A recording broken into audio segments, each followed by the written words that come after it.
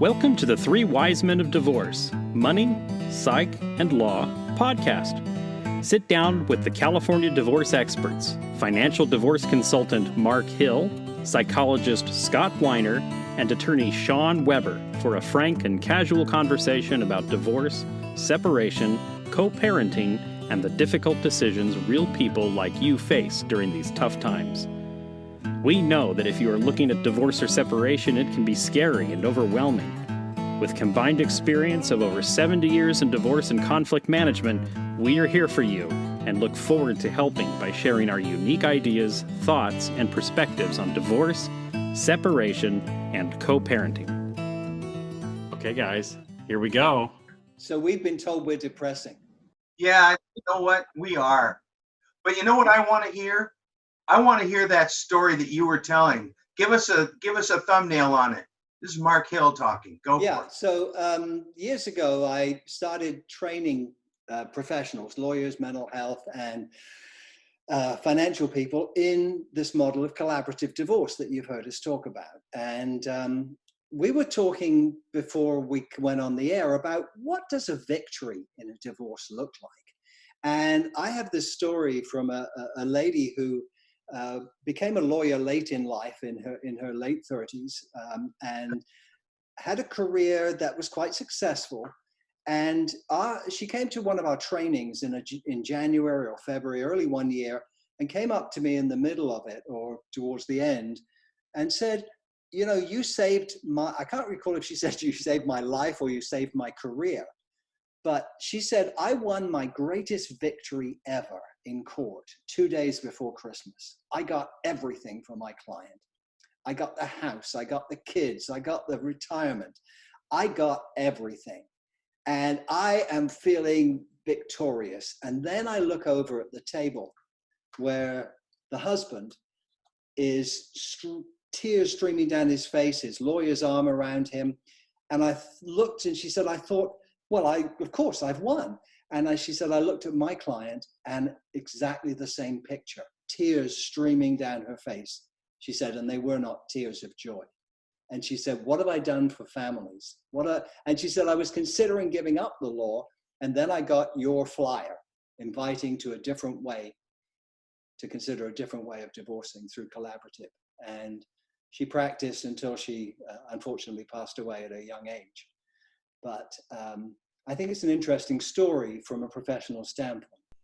Well, I had a similar experience. I remember this case. It was a very nasty custody case, and there was a support issue, spousal support. And actually, no, it wasn't spousal support. It was just child support on this. And there was a lot of income flying around and a very good attorney on the other side, very nasty judge. And I mopped the floor with this poor attorney and felt really good about, boy, I'm just so good. And I look back and some of the tougher attorneys in town are giving me the thumbs up. I got a good job from someone. And walking out into the parking lot with my client's in tears. He'd won everything. And he said, I didn't want to pay her as much support as she was asking for, but this isn't enough. I just feel terrible. This isn't enough child support for her. And I thought to myself, well, first I just said, well, you can always pay more if you want, but I thought to myself, the way that we had gone about that case, and there were reasons for why it was so nasty, but it didn't have to go that way. And it was a result of process, wasn't it, Shawn? Yeah, we were in this adversarial process. Yeah. We were forced into court. I do think opposing counsel made it harder than he needed to. I think we could have probably resolved this if we could have sat down together, but there were reasons for why we ended up where we did. But I've never felt like when I've gone to court and having won, that anybody really won. I mean, you could win on paper, but it's not like in a business litigation where there could be a clear winner, but in family law, you're talking about families. You're talking about mom and dad and children. And so what were these people left with? They were left with some really harsh feelings. I got to give my client credit. He actually did pay her more. And maybe that was the victory, is that he felt horrible about what had gone down, but then he kind of felt the need to step up and do more. Can I observe another victory that I'm hearing? Mm-hmm. It was a victory for Shawn. He recognized something from that experience that didn't feel right to him. Yes, it was life-changing. Yeah. It was life-changing. I wish I could say that was the last time something like that had happened. I could probably count off and bore you with 5 other stories, right? Yeah. The biggest victory for me was when I stopped going to court, personally, as an attorney. The same for me when I stopped representing people in court. Coming on one side, as a neutral, I'm fine with it. But going in on one side, again, it's such a futile experience from the professional standpoint, frankly, because there's an expert on the other side who's just as much credibility. And as long as you're not absurd, all that's going to happen is you're going to charge the client a bunch of money and the judge is going to divide by 2 with whatever the numbers are and come out in the middle. And you could have come together, even as experts working together, and achieved that without court very easily.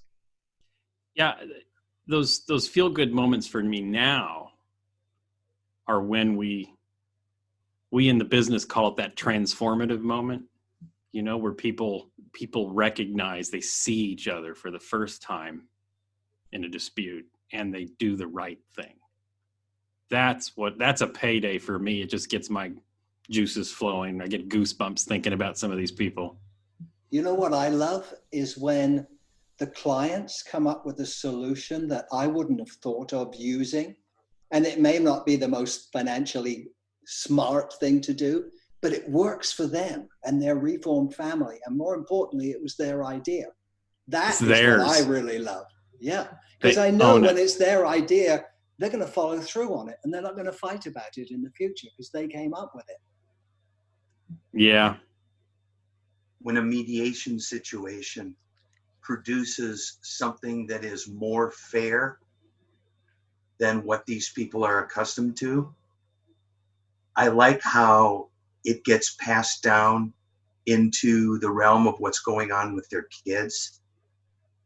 Mm-hmm. And it's like they see, and we see too, but they see, you know what, this may be possible for us to actually have a reasonable parenting situation.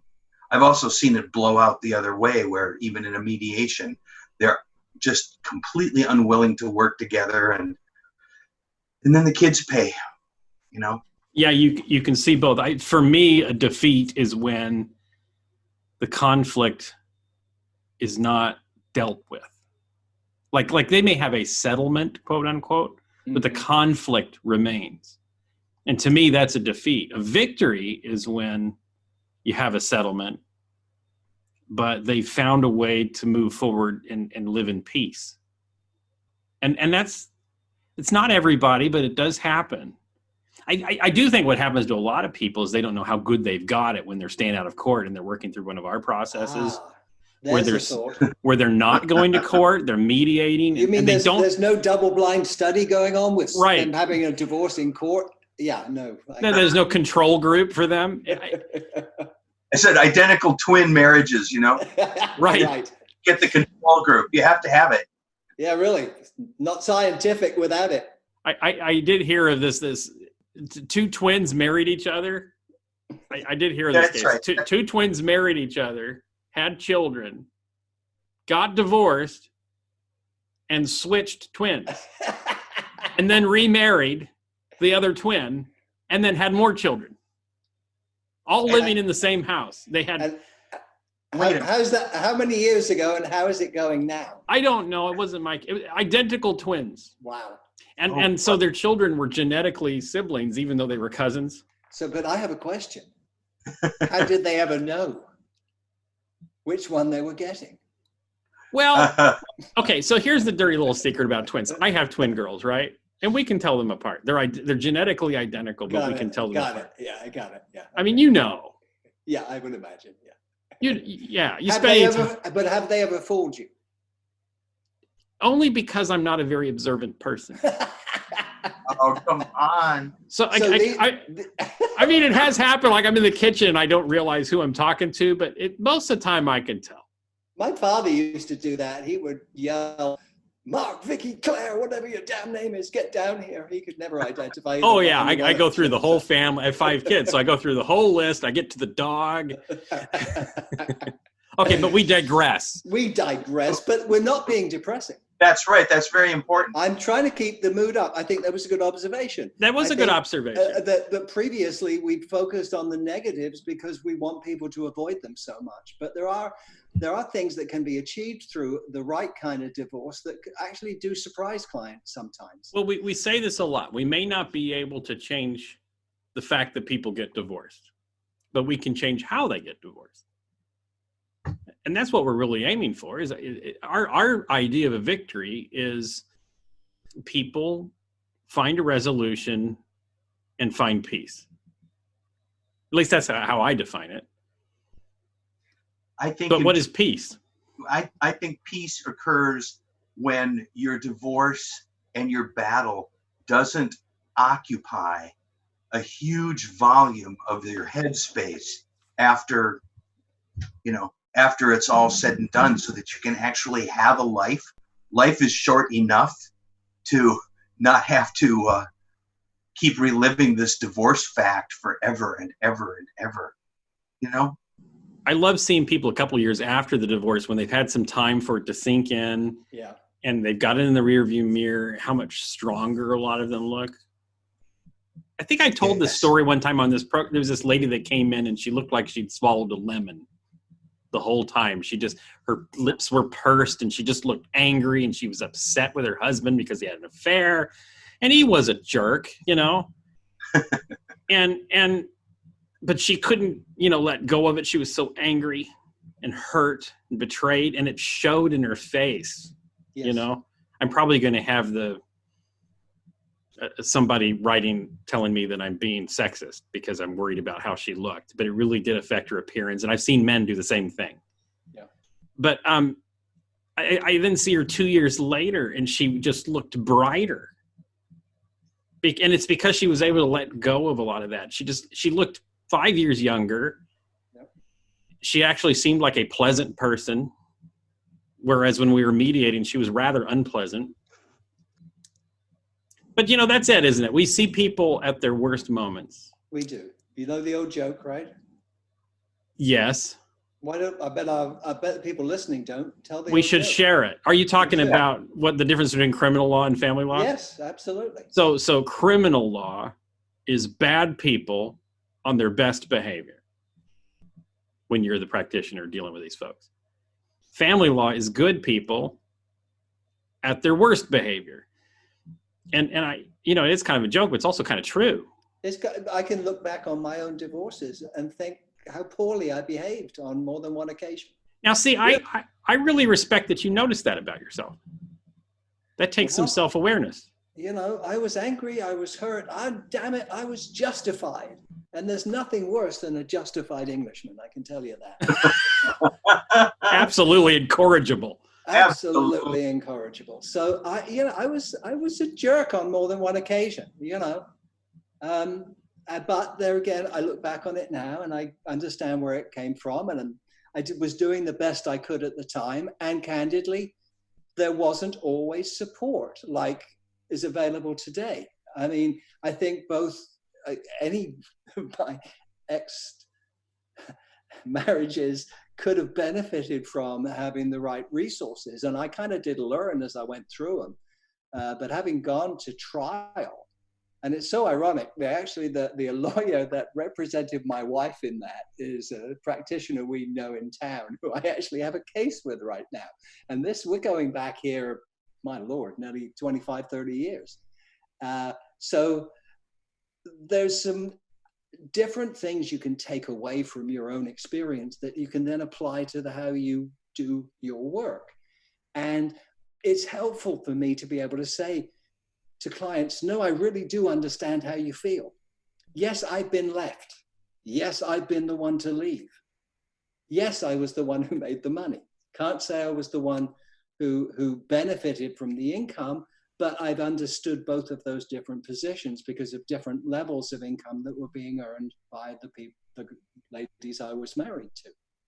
So perspective. So you're a repeat offender. I am. We respect that about you. And you've done it. You told me before. I hope I'm not sharing something I shouldn't. But you've told me before you've done it well and you've done it not so well before. I've done it right and I've done it wrong, and right is better.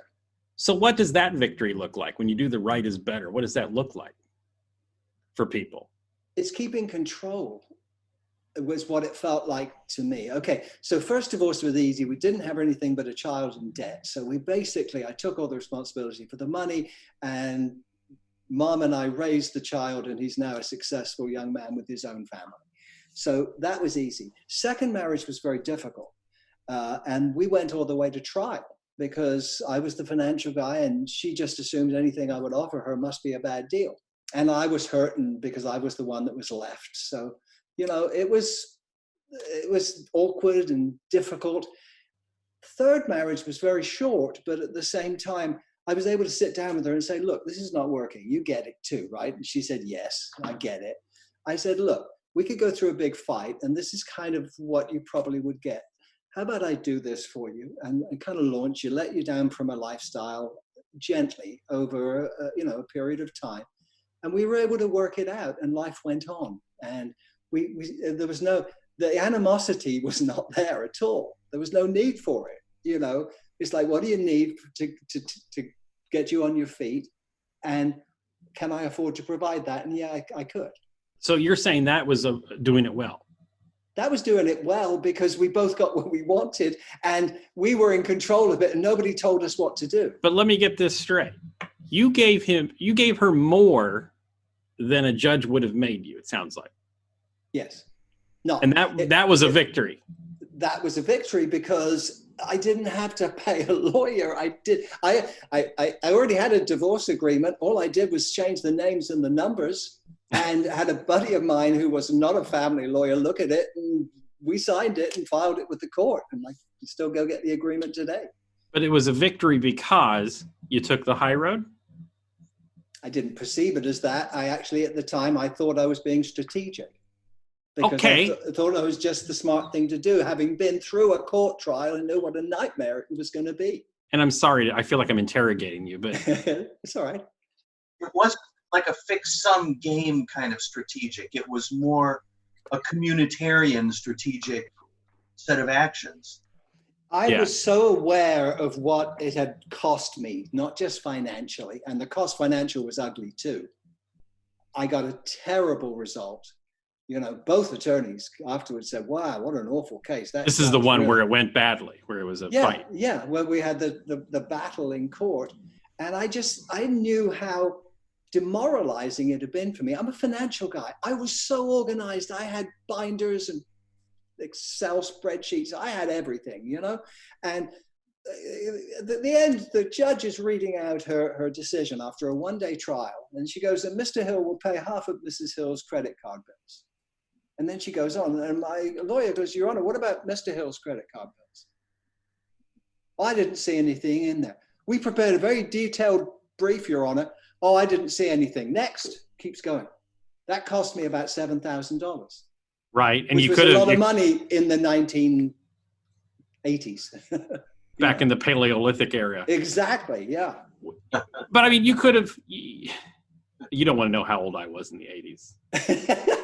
But well, I was 12 when we married. Is that a problem? Oh yeah. Oh, then we're the same age. Certain places. But I mean, that happens. Like you wouldn't have appealed that because it would have cost too much money and it would have been more stress. I actually asked my lawyer, "Can we appeal this?" I walked out of there said I was violated by this process. That's what I said. Those are the words I used. My lawyer goes, "It was awful." I said, "Can I appeal it?" He goes, "Oh, yes, you can, but you don't want to." Yeah, why would you? And then he explained to me how little gets overturned on appeal because everybody's upset after a divorce trial, so everybody would appeal it, and they just don't want you to. So they give judges a lot of latitude. So I'm getting a sense that victory in divorce has a lot to do with the cessation of hostility. Yes. What do you think of that, Scott? Well, I certainly that. I mean, it's the things that Mark is talking about historically are more than that, though. It's like the reason that turned into a victory for him was not just that the hostilities ended. Hostilities can be ended almost by fiat, you know, but he came out of that. He says he was in control and he was strategic, but he never went after that situation that you get in an adversarial conflict, in which you go out of your way to corner out as much of whatever there is for yourself and deny the other side. It's like, we talk about this in mediation all the time, the difference between position and interest. Not like financial interest, your position being, I want this, I want that, it's fair to me. And then everybody's interest, well, you know, what will work best going forward for everyone? So you wind up with a completely different psychological state. So your victory is almost a process victory. You're victorious the whole time doing it the way he wound up doing it. It's victory the whole way. Because you meet your interests. I wanted financial vengeance when I went to court, because I had been wronged and I had been treated so badly, and I was a good guy and I didn't deserve this.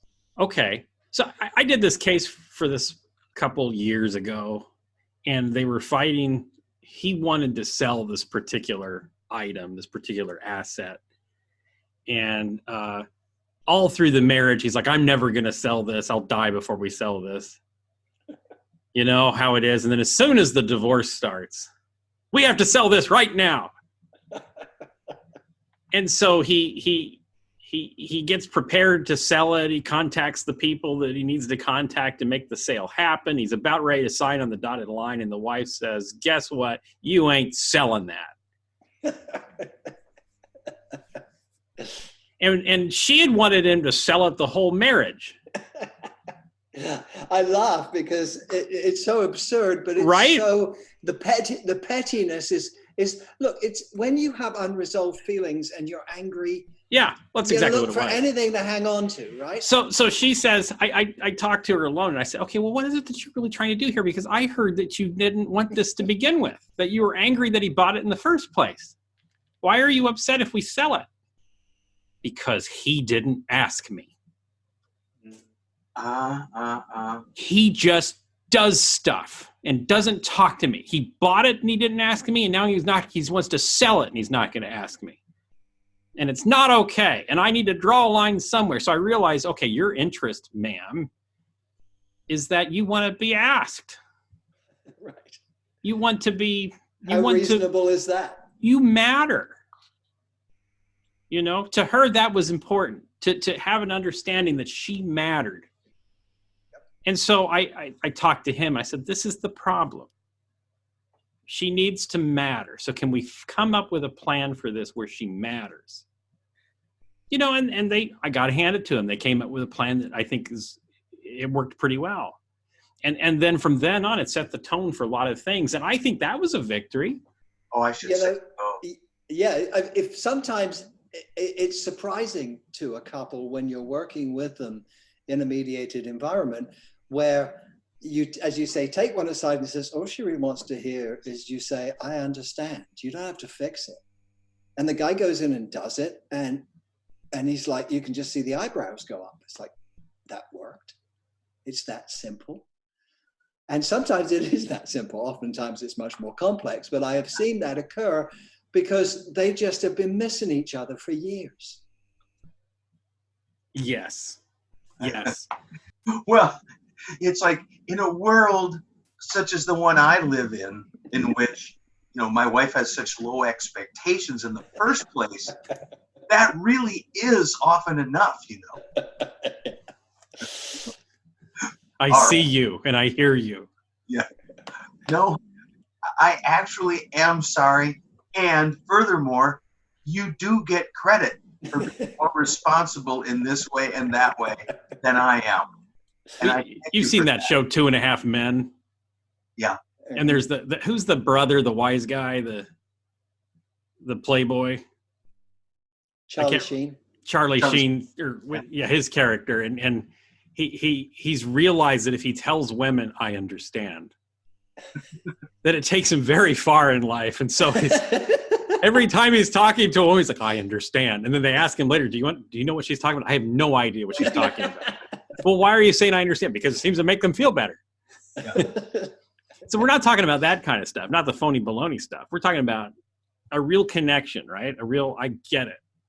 That sometimes can be the victory. Yes, and realizing that, wait a minute, what did I just do, and why did it work better? And now perhaps I should think about what I'm saying. Okay, so I'm going to play devil's advocate. So okay. I'm the wife, and I've been betrayed my whole marriage and taken and marginalized my whole marriage. I'm very upset. This person's been awful to me. You know, he understands me now, but the tragedy is we're still getting divorced, and he was horrible to me. Why we waited all the way to the end here, and now he finally understands me. That's not a victory. That's a tragedy that it took this long to get there. How would you respond to that? Almost in the economist's model of opportunity cost, in which case you compare that to not having any understanding at that point of the situation, and going forward, life is not over just because you got divorced. You know what? Yeah, I know. Especially if there are children in that, but if not, you know, it's like.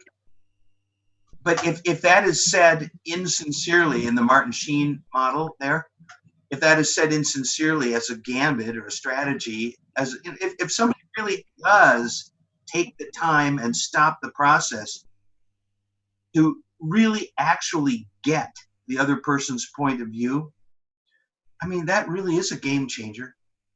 Is it a victory? I don't know, but it's compared to the total loss of I don't understand and go blow something up to you, whatever. Yes, it is a victory, because I've seen both both of you. You know. Well, we take what victories we can get. I mean, let's not sugarcoat this, guys. Divorce sucks. Yeah.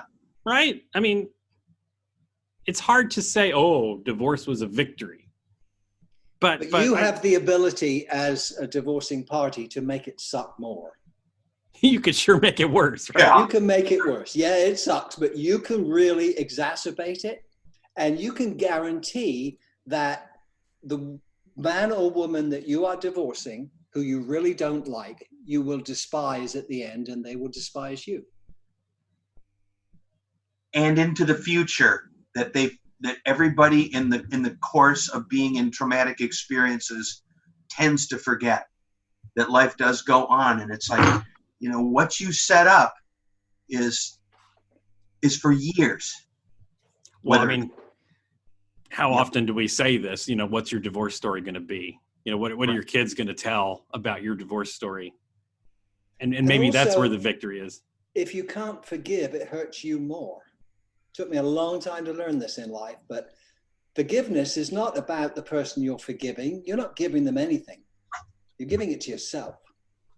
Because if you carry it around with you, that sort of resentment and that anger and that hurt, it will affect you at every level, physically and emotionally. And I would believe in terms in longevity too. I think that's true. Yeah. I think, what's the hope that we leave with our audience? The hope is you're in the middle of a divorce, or you've experienced a divorce and it was very painful. You were hurt, you were angry, but there is a tomorrow, and that tomorrow can be okay. And you can let go of, if I'm reading you guys right, you can let go of that pain and anger that you have. You can do it. You can do it. It's hard and you may fail, but being aware that the opportunity is there does give hope. And that's what we wanted to talk about today, is that there is hope and there is life after divorce.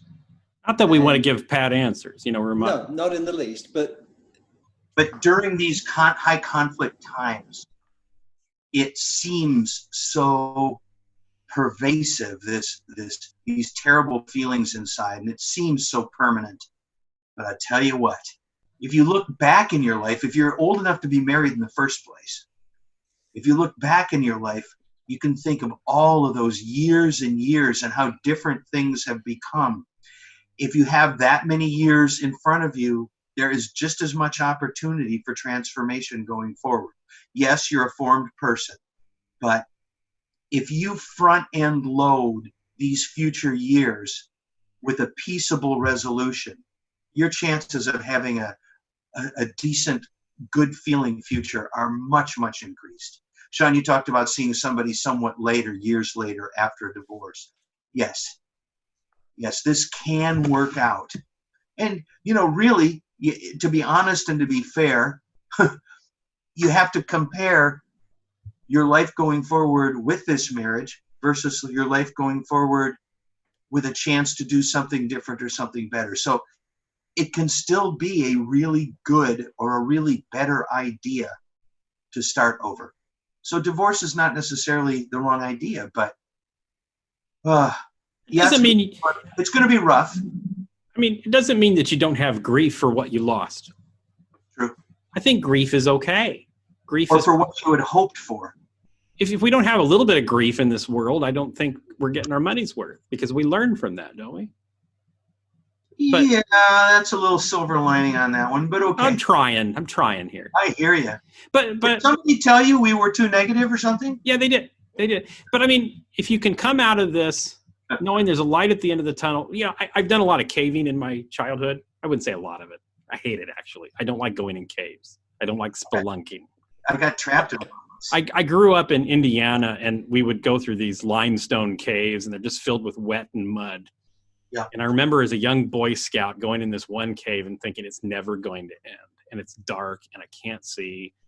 I have this flashlight. I can only see a little bit. My knees hurt from crawling around in the mud. But boy, did it feel good when I got out of there. By the way, when you said you used to do a lot of caving as a child, I just thought you were an easy mark for your siblings. That's right. Yeah, I every time I've gone caving, I said I'm never doing it again. But some people love that stuff. I don't. But I think of this like going through a cave. Divorce. Sometimes it's very uncomfortable, and it's dark, and it's scary sometimes. It's an environment that you're not used to, and you're not used to interacting with this person that you're divorcing in. Yeah, sometimes you got to go through the cave with the person you're divorcing. Exactly. Yeah. Yeah.